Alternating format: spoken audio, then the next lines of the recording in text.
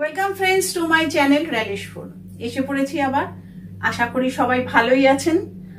আজকে আমি একটা রেসিপি দেখাবো যেটা আমার ছেলের রিকোয়েস্টে। সেটা হচ্ছে পাস্তা উইথ হোয়াইট সস বা হোয়াইট সস পাস্তা।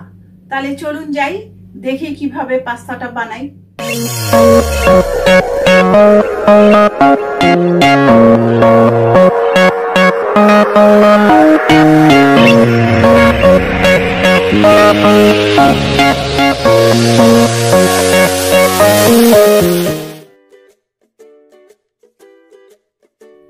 তাহলে হোয়াইট সস পাস্তা তৈরি করার জন্য ফার্স্ট আমি এখানে পেনি পাস্তা নিয়েছি। পাস্তা 400 গ্রাম পাস্তা এখানে।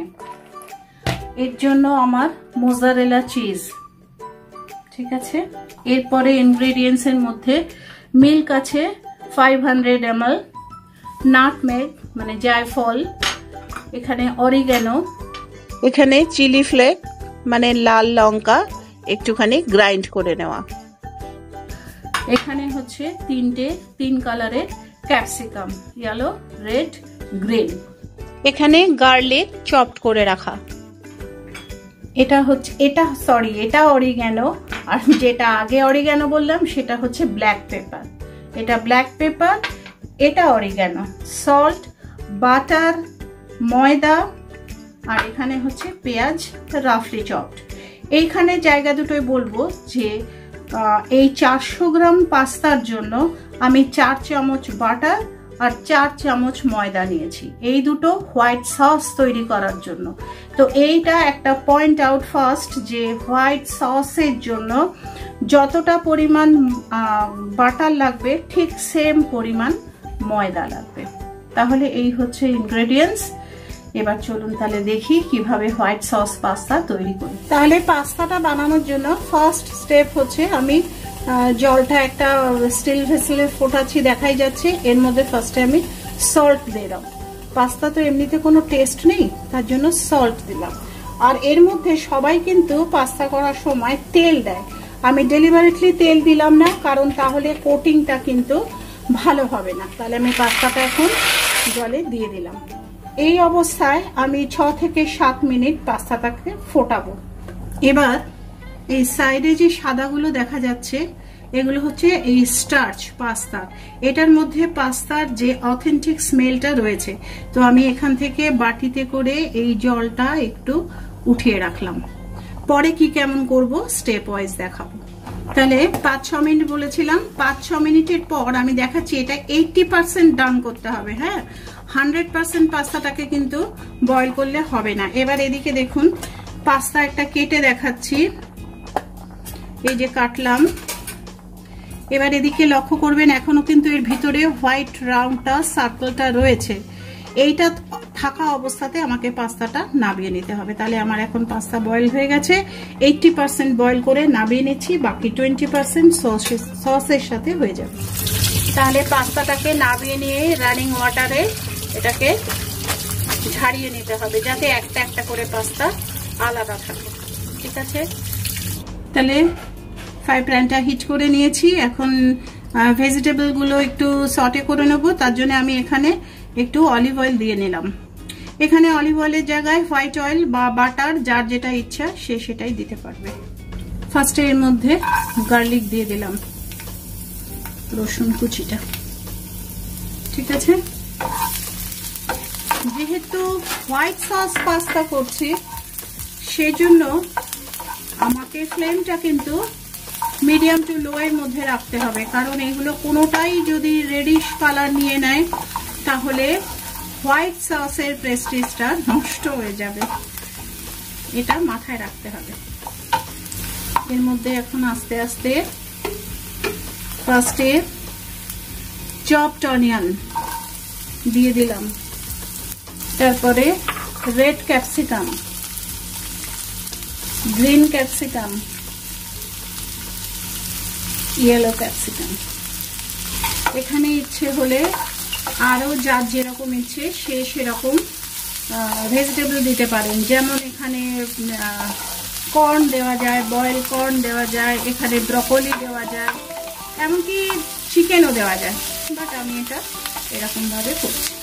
এই ভেজিটেবলগুলোকে একটু সটে করে নিয়ে একটু নুন দেব, জাস্ট একটু সফট করে নেওয়া, কিছু না।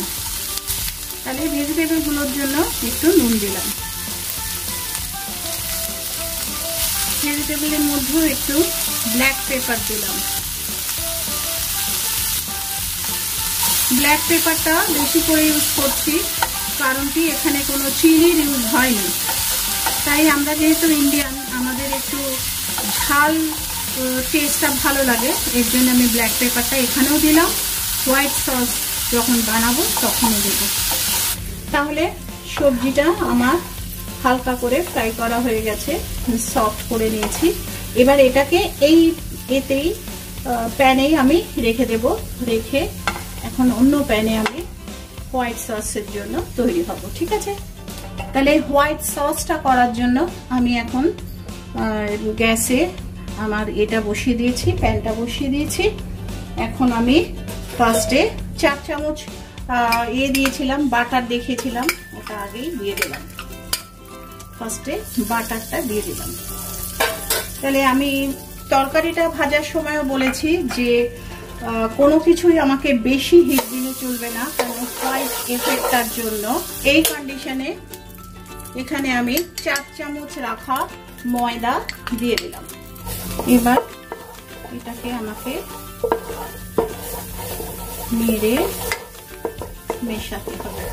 এতে কিন্তু কোনোভাবেই আমি লাল করে ফেলতে পারবো না, আমার কিন্তু টেম্পারেচারটা একদম লোতে রয়েছে। ঠিক আছে, যখন এটা দিয়ে একটা সুন্দর গন্ধ এখন আসছে আর এটা আমার কিছুটা অফ হোয়াইট হয়ে গেছে, তাই তো? এই কন্ডিশনে আমি এখন আস্তে আস্তে মিল্ক ঢালতে থাকবো।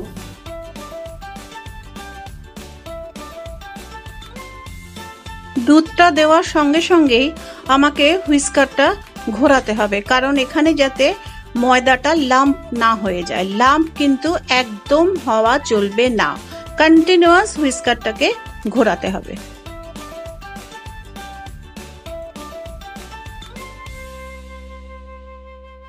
আমি যে স্টার্চ ফ্লেভারটা রেখেছিলাম বাটিতে তুলে, সেই জলটা দিয়ে দিলাম।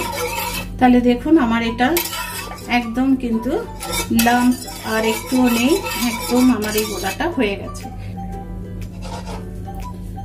এবার দেখুন আমি কি করে বুঝবো এটা একটা টেস্ট। এই যে স্পুনটা দিলাম, এই স্পুনটার পিছনে এই যে স্পুনটায় আমি একটা দাগ টানলাম, দাগটা পড়লো, তার মানে আমার পাস্তা সস রেডি। এবার আমি এর মধ্যে কি কি ইনগ্রেডিয়েন্টস দেই সেটা দেখাচ্ছি। ফার্স্ট নুন দেব, এবার সসের জন্য নুন দিচ্ছি। এরপরে অরিগানো দিয়ে দিলাম, গোলমরিচের গুঁড়ো দিয়ে দিলাম, চিলি ফ্লেক। এই কন্ডিশনে আমি একটু দেখব, আমার মনে হচ্ছে এর মধ্যে আমার একটু দুধ লাগবে, তাহলে আর একটু দুধ আমি এর মধ্যে অ্যাড করব। এটাকে একটু নিজেকে দেখে নিতে হবে যে কনসিস্টেন্সিটা কেমন আছে। আমি কনসিস্টেন্সি আনার জন্য আর একটু দুধ অ্যাড করলাম। 500 দুধের পরেও তাহলে কিন্তু আমি আর একটু দুধ দিলাম। এবার আমি এখানে আমি যে ভেজিটেবলগুলো ফ্রাই করেছিলাম সেগুলো সব দিয়ে দিলাম।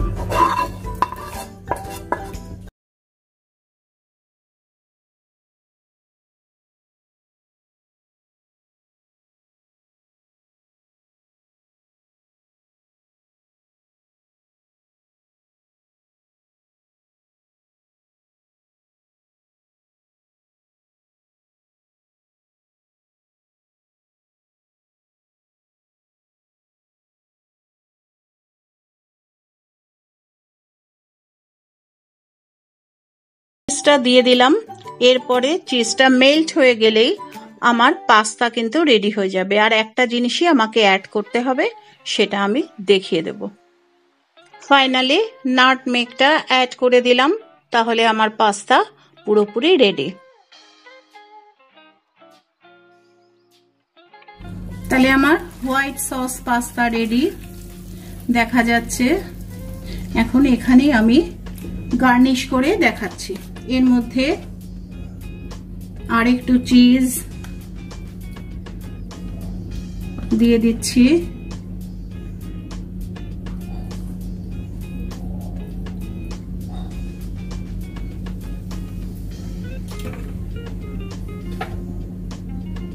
একটু চিলি ফ্লেক্স, দিয়ে দিলাম একটু গোলমরিচের গুঁড়ো দিয়ে দিলাম।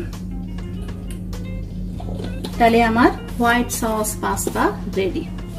তাহলে দেখলেন আমার সাথে থেকে, আশা করি সাথে থাকলেন, আর রিকোয়েস্টও করব যে একটু পুরোটা সাথে থেকে দেখুন। আমি তো করতে করতে সবই বলেছি, প্রত্যেকবারই বলতে থাকি, এবারও সবকিছুই বলেছি, নতুন করে কিছু বলার নেই। শুধু এটুকুই রিকোয়েস্ট করব যে ভিডিওটা একটু দেখবেন।